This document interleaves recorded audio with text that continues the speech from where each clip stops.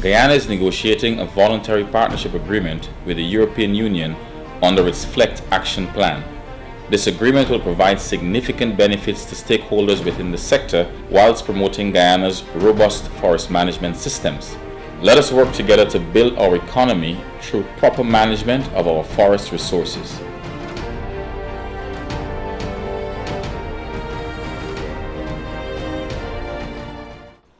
Hello, good evening. I'm Christopher Chapwanya, and thank you for joining us today for this very important program where we will be bringing to you an update on Guyana's journey towards signing a voluntary partnership agreement with the European Union under its FLEGT Action Plan. And joining me this evening here in the studio are Commissioner of Forests, Mr. James Singh. Next to Mr. Singh is Laura Singh. She is NTWG representative. She's also representing the Forest Products Development and Marketing Council. Next to Laura, we have Kenny David. He's the head of the EU FLEGT Secretariat here in Guyana. Sitting next to Kenny is Esther Sams. She's the principal advisor, legal advisor at the Attorney General's Chamber. And next to Esther, we have Ricky Ramsrup, who is the president of the Forest Products Association. We're all very happy to be here with you in Region 6. And we hope that this program could provide you with some very much needed information. So the FLEGT really stands for Forest Law Enforcement Governance and Trade Action Plan, which really is a timber trade agreement that Guyana is looking to get into with the European Union. And for those of you who might be not too familiar with what that means, I'll ask Kenny, the head of the Secretariat here in Guyana, to first of all tell us a bit about what FLEGT is, what FLEGT means. Thanks, Chris. The Forest Law Enforcement Governance and Trade program really is a trade agreement between Guyana and the European Union, where Guyana as a country is seeking to have its timber have easier access to the European Union market, and essentially under the FLEGT program, what we're seeking to do is to develop the systems in country to ensure that when that timber goes to the European and any other market for that matter, it is considered legal. And so any buyer that is buying our timber is confident that that timber that they're getting has come from a legal source and that can be proven. So you can go all the way through the chain from the source of that timber all the way to the market. You can basically establish that legality of the timber. Does that mean, therefore, that the process by which timber was being exported before did not meet those requirements? Tell us a bit about what obtained before and how this plays into that.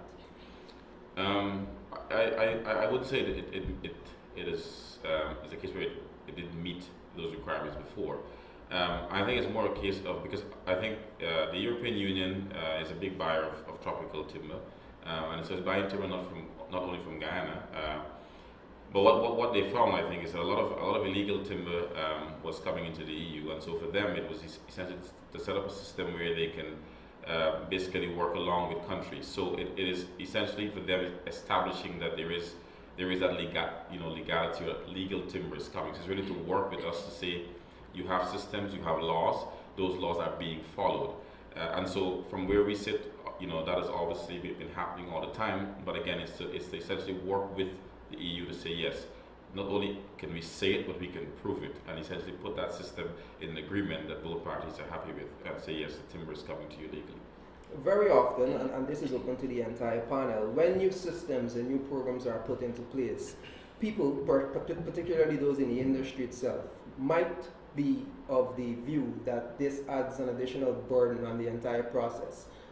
Look, I am a sawmiller, I'm an exporter, I've been exporting to the European Union all along. What is this FLEGT Action Plan? Would it make the system that I have to go through more burdensome? Chris, if I can be in the representative of the industry, the FLEGT process doesn't add anything new to what system we have in Guyana. And this is one of the good things about the system. It just aligned what we have in the right way how it's supposed to be done, and that is exactly what this process is about. There's nothing new, there's nothing a burden to the industry. They just bring and align the industry to the way it's supposed to operate. And as we talk about legality, Kenny mentioned legality, the word legality and the legality definition on several occasions. Esther, you're playing an important role in this regard. When we talk about legal timber, what exactly does that mean?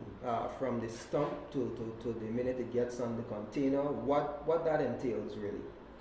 I think to join in what Kenny said and the question that you would have asked, what this VPA is asking of Guyana is for you to show the EU what your legal process is. It is going to create an environment where you no longer have to comply with the European Union timber regulations. And in order for them to say, okay, you're going to be exempt from this, you have to show them that them exempting you is not going to be opening the door for illegal timber to come through. So what Guyana has to do through its annexes and the trade agreement itself is to show what is the actual process in Guyana in relation to establishing legality and showing what, if any, systems are in place to track and deal with any breaches that may occur. So what you will find in the legality definition document, Annex 2, is the process that is required by every forest sector operator to comply with, as well as the sources or the legal references, so that they will know that this is all traced back to a particular act that is requiring you to do something. Similarly, in the legality, in the Guyana Timber Legality Assurance System, or Annex 5, you will also see legal references, but there will also be a greater explanation of what is the role of each party, including the Guyana Forestry Commission, the Guyana Revenue Authority, what everybody has to do in order to ensure that timber is legal. Because it's not only the forest sector operator that has things to do, but the Forestry Commission also has certain responsibilities, as does the GRA and other agencies, in ensuring that you are doing what you're supposed to do and you're complying with the laws and regulations in relation to those agencies as well. Okay, if you've just joined us, you're looking at an update on Guyana's journey towards signing a voluntary partnership agreement with the European Union. This is for our timber trade agreement. I would like us to impart to the persons looking at this program. Some may not be in the logging industry, some might not be owners of sawmills and these kinds of things. How does this affect them directly? The average Guyanese, the country, the economy. How does it affect them? Now, Chris, this is, as we have all been calling, we've been saying FLEGT, an acronym that represents Forest Law Enforcement, Governance, and Trade. However, it's simply a trade agreement, and as it implies, trade brings in revenue, and revenue certainly will affect your economy. So once the economy is affected in terms of generating revenue, it certainly impacts on individual lives, whether or not they're in the industry.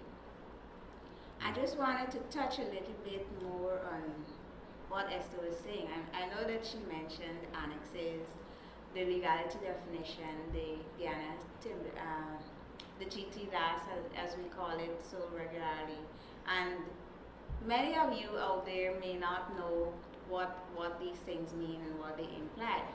But the legality definition is simply what you, the stakeholder out there, is doing every day in your business. It involves the permits that you fill out. Of course, Kenny and Commissioner would expound a little more on this with your returns and these and your trip slips and all of those things that you fill out from the time in each area you will have the concessionaire, all right? You'll have the sawmiller, the lumberyard dealer, the exporter, each one of you stakeholder. You're involved in different phases of a chain of custody. From the time it's harvested, we're talking about, to the time it's exported. And within that chain, we find various stakeholders. And I also want to commend, from the marketing council, commend the stakeholders out there for being custodians in terms of not only in terms of how you manage the forest, because you manage the forest because you follow the guidelines, but also in terms of upkeeping those laws and regulations in terms of how you carry out your codes of practices and all of these things. You really are doing a great job so far. And I'll touch a little bit on what Ricky was saying as well. Ricky indicated that as stakeholders, you find that because you've been doing what you needed to do all the time, it's nothing new. But at the same time, as we're in this for a business, I have to speak from the marketing perspective because it's all a business. And in a business, you're always looking for opportunities to improve your business and enhance your business. And this is what this initiative does. It offers you an opportunity to improve and enhance what you already have. Okay, just remember that the number to call, we will be opening the phone lines in a minute or two, is 333-3758. That's 333-3758. You mentioned revenue being generated for the economy through forestry. Commissioner, I'd like to ask you this. I was made to understand that about 400 million Guyana dollars would have been generated in revenue from exports in 2016 to the European Union. Many times when we look at forestry, sometimes people do not realize the impact that the industry itself has on the economy. We know about gold, we know about bauxite, and of course oil, which is imminent. What is the impact really of forestry on the economy, A? And we've chosen to come to this location, Region 6, which is covering the Region 5 area also. Why? What is the relevance of this area specifically? Okay, thank you, Chris, and good night to the viewers.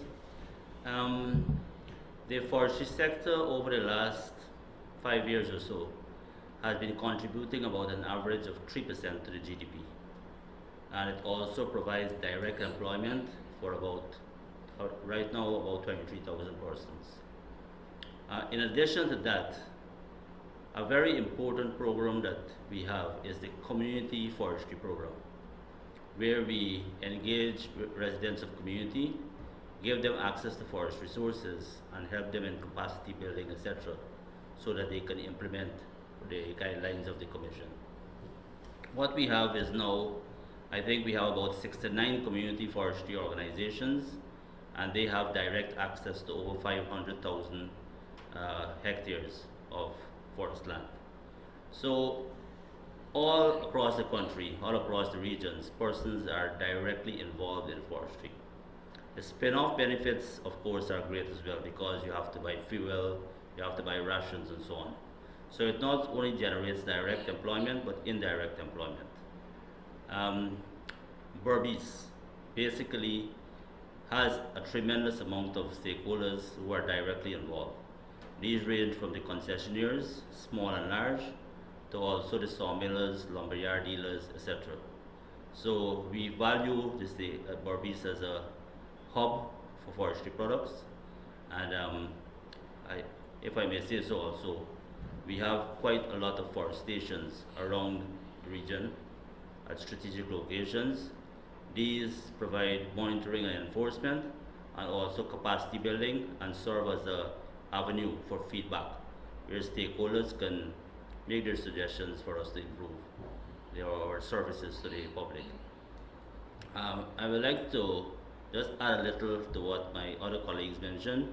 One important aspect of the FLEGT BPA process is that yes, we had a foundation already, so we are building on that foundation, but it also improves governance, and it also improves transparency.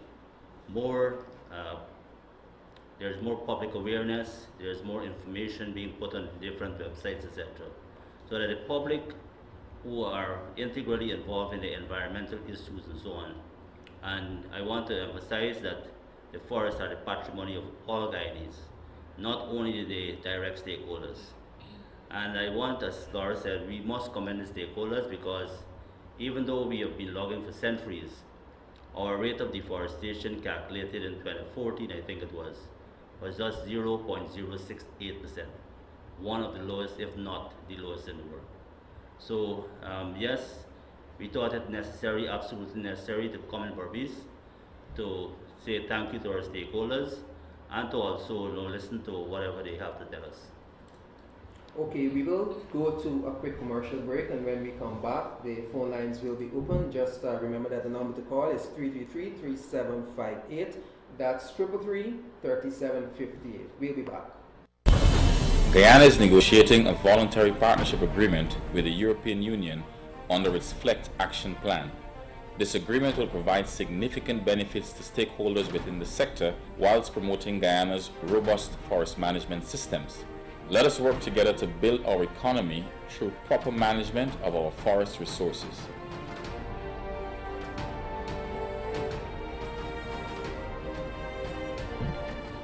Hi, good evening. Thank you for joining us. You're looking at an update on Guyana's journey towards signing a voluntary partnership agreement with the European Union.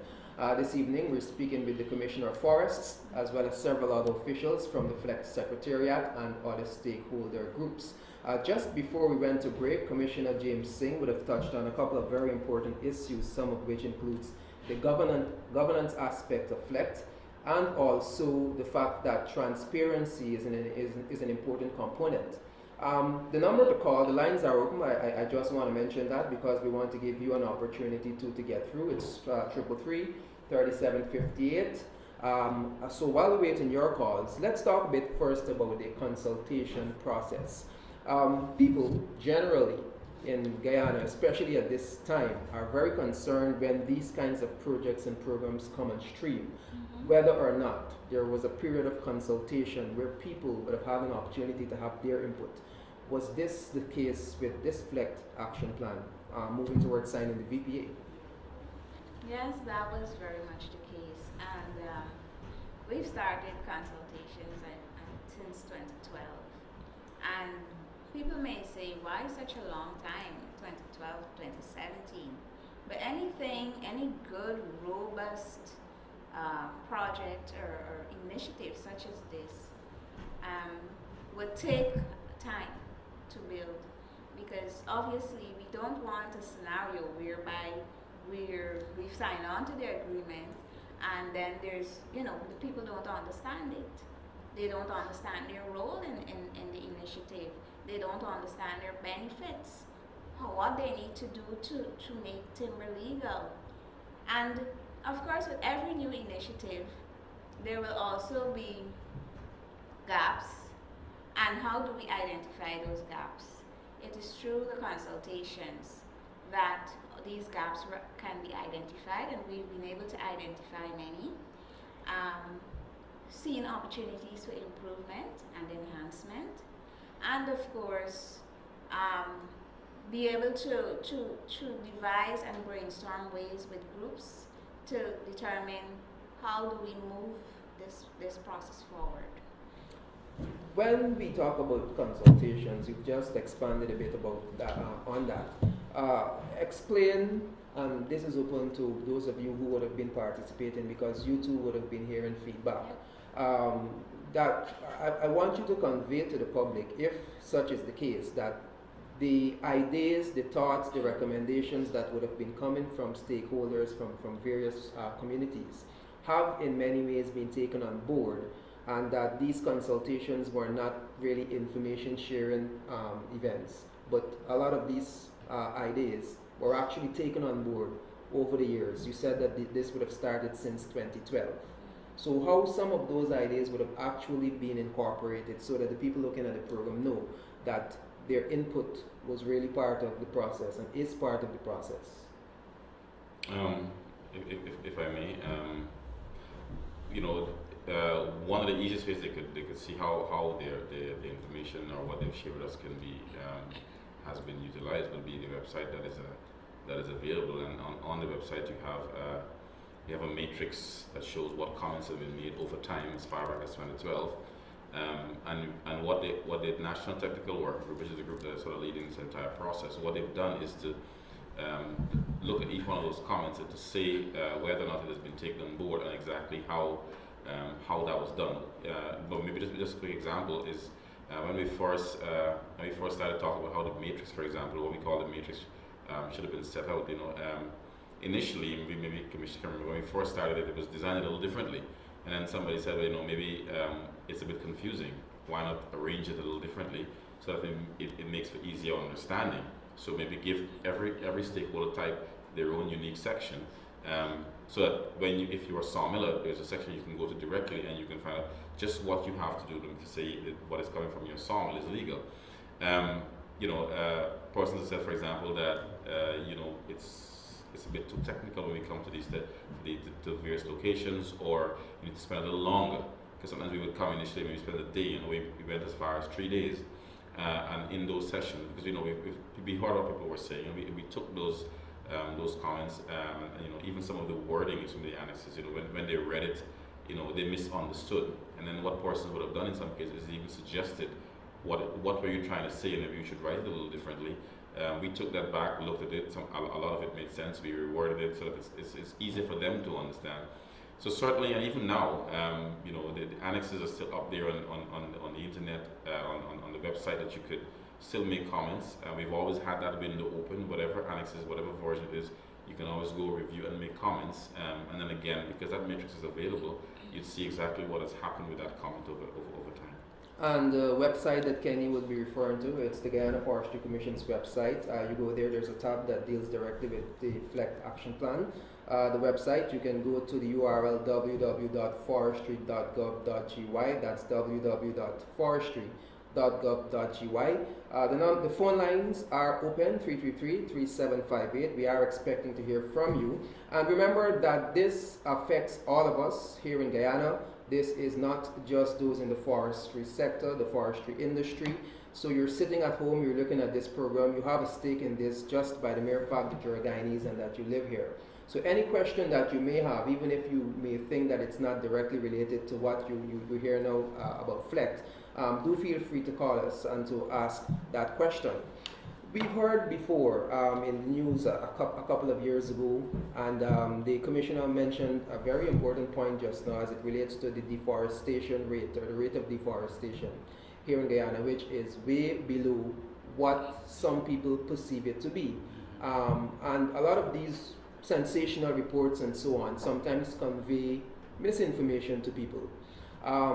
This particular FLEGT Action Plan, movement towards signing the VPA, we have a number of agencies involved in this process. The Guyana Revenue Authority, the National Insurance Scheme. I want you to explain a bit what their role is. Let's say, for example, that there is a company, a lumber yard, an exporting company, and they are not complying with their NIS. They are not paying their PAYE. Are they still able to export timber products to the EU? If no, how does that play into the FLEGT Action Plan?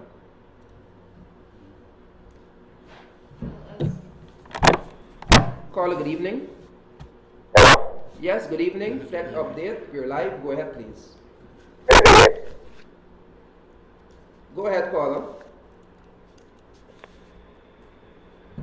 Good evening. Hello. Okay, we may have just lost that caller. So I want you to explain how the FLEGT Action Plan, how movement towards signing this VP ensures in part that companies now have to definitely comply with all these other requirements. And it's not a case in which there is a workaround, that you're not complying with NIS, you're not complying with GRA, you're captured now under this umbrella. Is that so, and could you further explain? Well, as the Commissioner had mentioned earlier, it reflects also to governance and assisting in governance.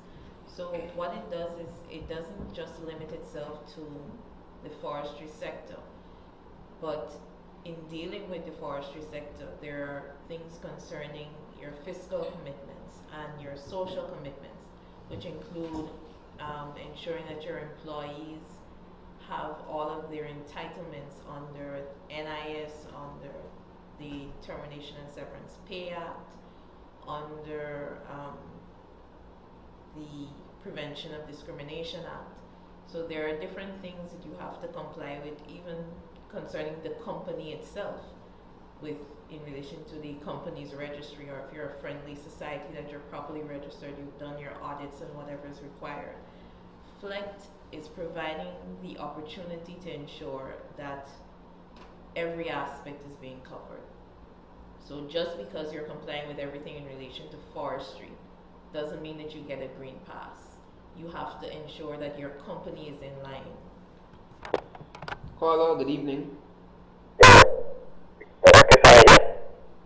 Go ahead, please. This is FLEGT Update Live.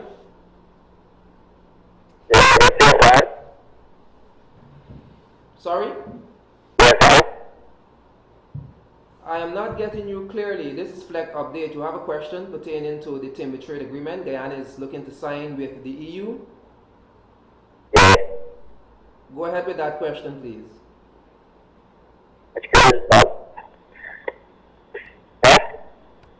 Okay, I don't think that caller is quite ready.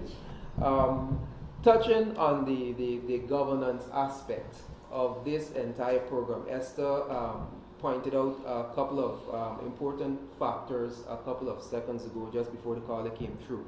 And it's important for us as a whole to sometimes emphasize that in the area of governance, these kinds of programs, that whether it's in the area of forestry or other sectors that the country is looking to get into, often helps to enhance what already exists. And as it relates to Timber Exports Commissioner, this question is directly to you. You said about 23,000 people are involved in the timber industry. So this affects people across the board, the entire country. You being the Commissioner of Forests for several years, how do you see a program such as this? How do you see Guyana signing on to a voluntary partnership agreement further enhancing the forestry sector? Okay. Chris, before I answer that question, I just wanted to emphasize something on what Esther said. These are nothing. These obligations are nothing new. They were always there, but the only thing, they were not being enforced. So now we're moving to the stage of implementation, of ensuring that persons comply with their NIS, their PAYE, etc. for their employees. Coming back to the trade agreement, I want to also emphasize that the agreement was signed in December of 2012. But prior to that, the Forestry Commission and the Ministry, we had numerous consultations with the sector, the direct sector, as well as the other players in the industry and in the country, telling them about the advantages and the disadvantages, if any, of the FLEGT program. And then we wrote to them and asked them, do you want to sign on to this or no? And the response was overwhelmingly yes, because persons recognize the benefits of it. Guyana exports maybe about 45 to 50 million US dollars a year in forestry products as a raw material. And we see the potential of that growing. Once we meet the FLEGT requirements, then we get access to the lucrative markets in the EU. And it also gives us a green light to other markets elsewhere. So our products right now, yes, we know they come from sustainably managed forests. We know they come from legal forests. But at the same time, this kind of international agreement will give us more clout and help to assure customers out there that they are buying produce from a reputable country, from that has gone through a robust system, has been checked and verified, and they will have no environmental concerns about it. So that, in a nutshell, basically tells us about the essence of this agreement.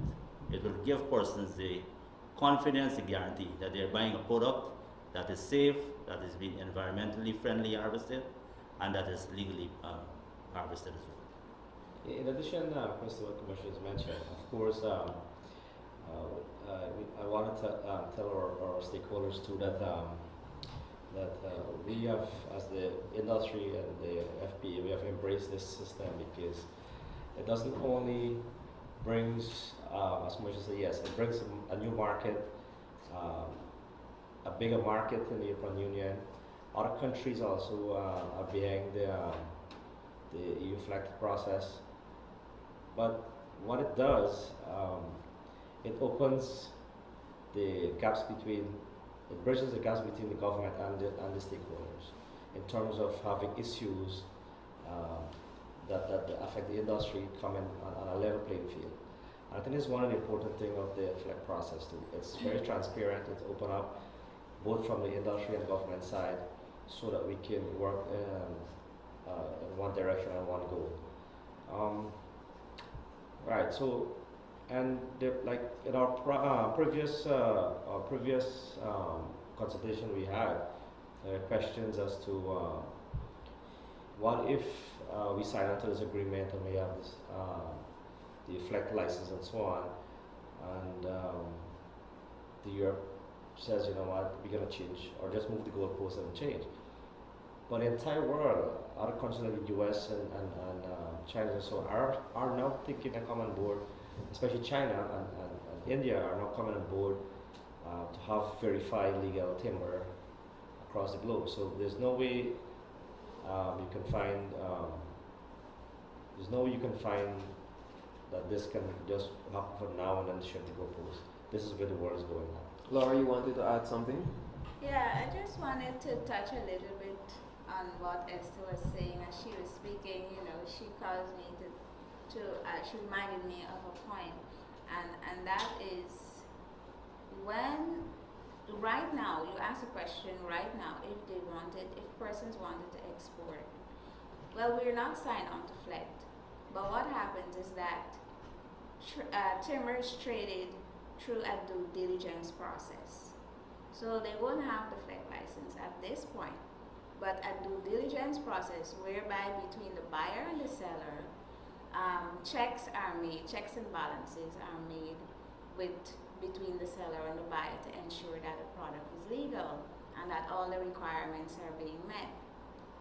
However, once we sign on to the agreement, you know, we're in the negotiation phase now. Once we sign on, then all the checks and balances are made during the operational aspects of the movement of the timber. So the due diligence is happening in Guyana. Now what Guyana is doing is reassuring the union through this negotiation process that this due diligence that the seller is going through, it is robust. You know, it's going to assure all the stakeholders who are buying timber from Guyana that the timber has been, it rests on three pillars. The social, the environmental, and the fiscal commitments have been met. Now, we also recognize that all of this may not be perfect, and after signing or negotiating and signing, we'll go through an implementation phase where we give ourselves time to build our capacity and to improve on this existing system, so that if a person don't know how to do their NIS or their employees' NIS or all of that, or to even calculate their taxes, they're given an opportunity to build capacity. The government, the results of the agreement will help to either finance it or provide that technical expertise, so that stakeholders can build on that, so that they can know how to do it, and then at the end of the day meet the required commitment in keeping with the legality definition. So there's a component there for building Yes. capacity. Support measure. Okay, you are looking at an update on Guyana's journey towards signing a voluntary partnership agreement. The phone lines are open, 333-3758, that is 333-3758. We will go to a quick break, and when we come back, we will continue the discussion. Guyana is negotiating a voluntary partnership agreement with the European Union under its FLEGT Action Plan. This agreement will provide significant benefits to stakeholders within the sector whilst promoting Guyana's robust forest management systems. Let us work together to build our economy through proper management of our forest resources.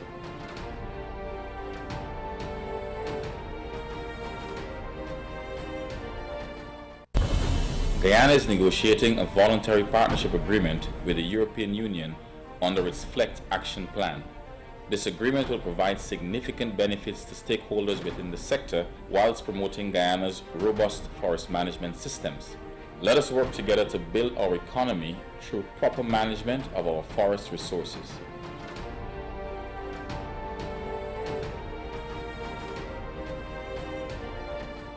Welcome back to the program. We're looking at an update on the FLEGT Action Plan, Guyana's journey towards signing a voluntary partnership agreement with the European Union. We would like to apologize for some technical difficulties we're having with the phone line tonight. It's unfortunate that some of you may be trying to get through but can't. But what we will try to do is address some of the concerns that we would have been hearing over the last couple of weeks doing this program in different parts of the country. One concern that struck me in Linden, for example, one caller wanted to know, since Brexit is in progress right now, what impact that could possibly have on signing a voluntary partnership agreement with the European Union when we don't know if the European Union itself might just disintegrate as a result of Britain leaving. Is there anything in place for that? We had actually, after the impasse, we had actually written to the European Union and to the UK, the relevant authorities, and they assured us that even though they may be leaving, they had not yet initiated the process, and they also indicated that that would take a number of years to complete, so that Guyana was at no risk whatsoever. And they also assured us that even though the direct funding that we were hoping to get from the UK may not be possible through the EU channels, there were other avenues like forest governance and so on that we could still access funding. So I don't think that persons should be too worried about that. It was a concern of the Commission, was a concern of government, but we have been given all assurance that the Brexit will in no way negatively impact and the VPA. If I may just add to, I think Sure. it's important to note that that the UK has also indicated that they've made a lot of investment in the VPA and they believe in what it sort of stands for, and so even if they were to come out at some point, the FLEGT lumber, FLEGT licensed lumber will still be recognized and be able to access their market. We've talked a lot about what FLEGT means, how it enhances the systems that we have here in Guyana. Is there a penalty or a disadvantage, a drawback to not signing on to any kind of voluntary partnership agreement with the EU? Why do it? And if you don't, how it affects exporters of timber products? Kenny, I think, mentioned a bit about the Green Deal. If you do not sign on to this voluntary partnership agreement and get issued with a FLEGT license, it means that you will have to go through the due diligence of the EUTR, the European Union Trade Regulations, which can be a tedious process. But once we have the FLEGT license issued, that allows you the entry into the European Union markets without any hassle, as we would say. Expressly. Right? How effective is the interagency collaboration? How are you going to be able to ensure that the Guyana Forestry Commission, where I believe the FLEGT license would ultimately be issued from, is on the same playing field with the other agencies, so that they know that this company might or might not have paid their NIS up to date, might not or might be complying with PAYE. Is there a system such as that is in place right now, that we can go to a database and determine that these things are in place? Or is this happening, which could be another positive coming out of this kind of a program? Yeah, there is the MOU, I think, and Kenny, I think, can touch about the MOU. There's a memorandum of understanding among all the parties that are involved. Kenny? Yeah, it's so recognizing that currently, even though we recognize the need for each agency, we require information one from another. one of the things that has been working for us is, or we're trying to put in place as well, is these MOUs where between those agencies and the Forestry Commission, we can agree on the types of information we require, and also to build a system that will allow for that information to be shared quite easily. So we will say to NIS, for example, we're looking for Tom Jones is somebody who is in the sector, and we would like to know what is his standing with NIS and for the persons that are working with him. We send that information to them, they then send back the records, and this is happening electronically, so because it needs to happen, pretty quickly. So that system is being developed, and as I think was mentioned earlier, because of the supporting measures and the fact that, so even though we're not there as yet, when we get into the implementation of this VP, we will continue to develop that system to the point where it works and works well. So every agency is sort of interlinked one with another, so we can be sharing information quite easily. I think in addition to that, we would have had meetings with these agencies to see what is the realistic time frame that we can work in to get this information as quickly as possible. And also they would have been given the opportunities to review the MOUs to ensure that they are comfortable with the type of information that is required and that there wouldn't be a conflict, for example, with the GRA, with giving information which may be considered confidential. So the process that we went through to ensure that the agencies are on board and that everything is in accordance with what they require and with what they're comfortable with has been done before we got to the stage of setting up a system. There are a number of Amerindian communities downstream, right here in the Berbice River. How this affects them? You would have had consultations in those communities. They too would have to comply with these measures. How do they come into this arena, especially due to the fact that we know that their lands are handled differently, I believe, in terms of law? Their requirements and measures are customized to suit that framework of that governs them, if you want to say that. And certainly there have been a lot of interest, especially coming out during the consultations, whereby our indigenous brothers and sisters have indicated for far too long, too many years, they have not gotten direct access to markets and they have to deal with middlemen. And our stakeholders know the challenges that they face with, in dealing with middlemen. And for them, not having a direct access, or rather developing direct access to the European market would certainly improve and increase the benefits that go back to communities. So they would have there been is part of interest. this process. They are part of the process. We've been very active and involved in consultations.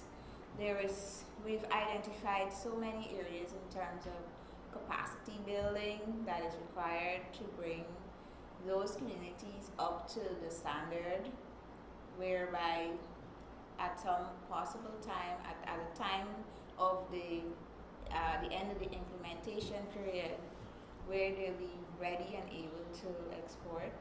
But it's a process,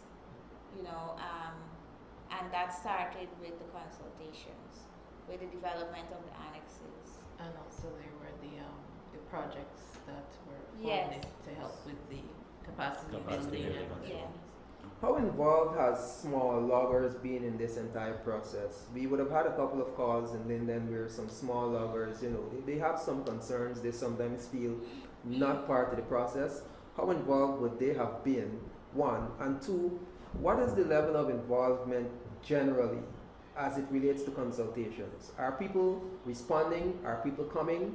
Or would it be a case in which, as is usually the case in Guyana, unfortunately, where the VPA is signed, and then after then, you hear several concerns being raised by people? I'll start off, and my colleagues can pitch in, but I wanted to say this, where we've been doing consultations, and at the beginning of those consultations, we recognize our stakeholders are hard-working people who are in the back dam, at the sawmill, in the lumber yard.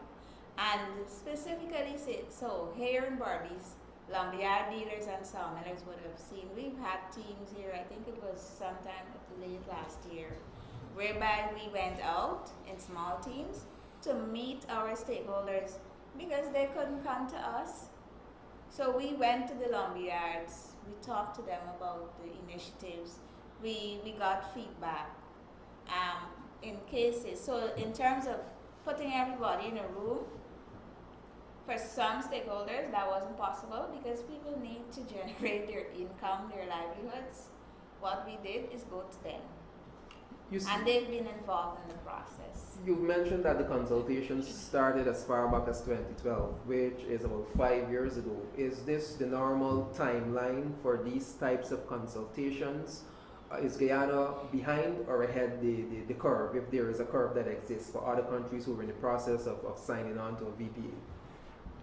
Before I see Kenny Kenny can answer the question, but before Kenny answers, I want to also state that we actually have a representative of a small logger on the National Technical Working Group. Okay. So you represent the views. So their views are being integrally ventilated. involved in this. So, Kenny. Yeah, I'll try to answer the question.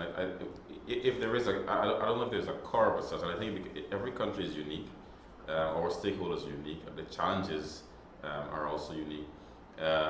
It certainly has taken a lot longer than I have personally anticipated, but even in that time, I've also seen, clearly why it has taken that long as well. And because again, the sources of timber, for example, in a country like Guyana is so varied. It's not just all coming from state forests in that sense. Not everybody is a concessionaire. You have so many different sources of timber, and all of those sources have to be properly catered for. You have to ensure the laws are in place, and you just can't put a document together and say, yeah, this will work. You have to be very practical as well. I think, and it is something we have to take a lot of time in establishing the practicality of all of this. I mean, there's only so much you can ask people to do, and expect them to do it in a reasonable time that establishes legality. But again, because you could take, if you put too much in this agreement, we could take forever for somebody to comply.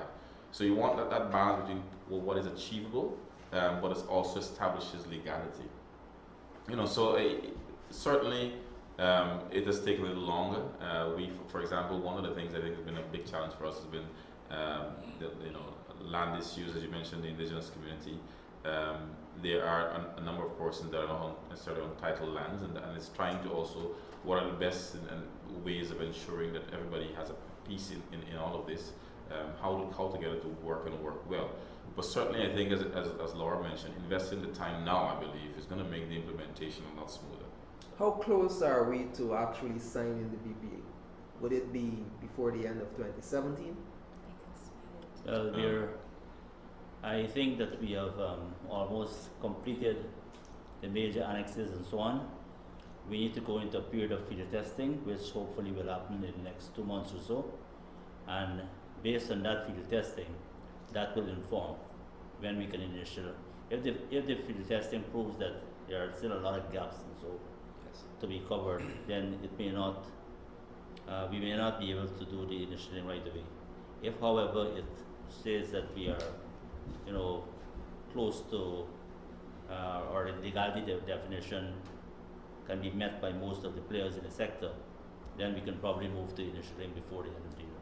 But we certainly are. That is our timeline. We're looking to initial before the end of the year. Before the end of the year. With just a few minutes remaining, for persons out there who, like now, might not have been able to get through to the program, or anyone else who belatedly comes upon this information that Guyana is moving towards signing this VPA, and they want to have an input, do they have to wait for consultations to come to their location, or is there a mechanism where they can pick up the phone and call someone somewhere and have those concerns addressed?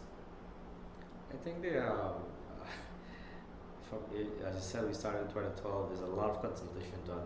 We are moving to all the media, the channel of media that you can think about. I think we have the website, GFC website, as you mentioned earlier, is there. There's much 40-something station across the country, forest stations, where people can put the concern there, and they will channel to the FLEGT Secretariat. I think, Kenny, I don't know if you, the other social medias, if you there too, maybe you can shed some light on that. Yeah, we certainly we do. You know, there's YouTube now. We just recently you can actually type type in Guyana FLEGT on YouTube, and then there'll be a list of all the videos and stuff that we've done. And certainly the idea with the videos is try to get as much information out there as possible. And of course you can come call directly to the FLEGT Secretariat, and we will be more than happy to listen to your concerns and really share some information with you as to how this process really works. There's also a Facebook page. Yeah, there's a Facebook page also. And we want to tell the viewers and our stakeholders that this is not Guyana Forest Commission program. It's not the government program. This is the stakeholders' program and process, and their involvement is a key and critical to this process, because most of the benefit comes for the sector and the industry. And this is what we want to get to. So if anybody has a comment or anything they want to say, it is not that clear, they have the right to have that address. Okay, we've been chatting this evening with Ricky Ramsaroop, Esther Sam, Kenny David, Laura Singh, and Commissioner of Forests, Jim Singh. And we would have been providing you with an update on Guyana's journey towards signing a voluntary partnership agreement with the European Union. Again, I'd like to apologize for a technical difficulty in studio, which would have made it not possible for you to get through. But I'm sure that we will be back again to further update you. And of course, if you have any concerns, questions, feel free to visit the Guyana Forestry Commission's website, www.forestry.gov.gy. Thank you for tuning in, and do have a pleasant evening. Guyana is negotiating a voluntary partnership agreement with the European Union under its FLEGT Action Plan. This agreement will provide significant benefits to stakeholders within the sector whilst promoting Guyana's robust forest management systems. Let us work together to build our economy through proper management of our forest resources.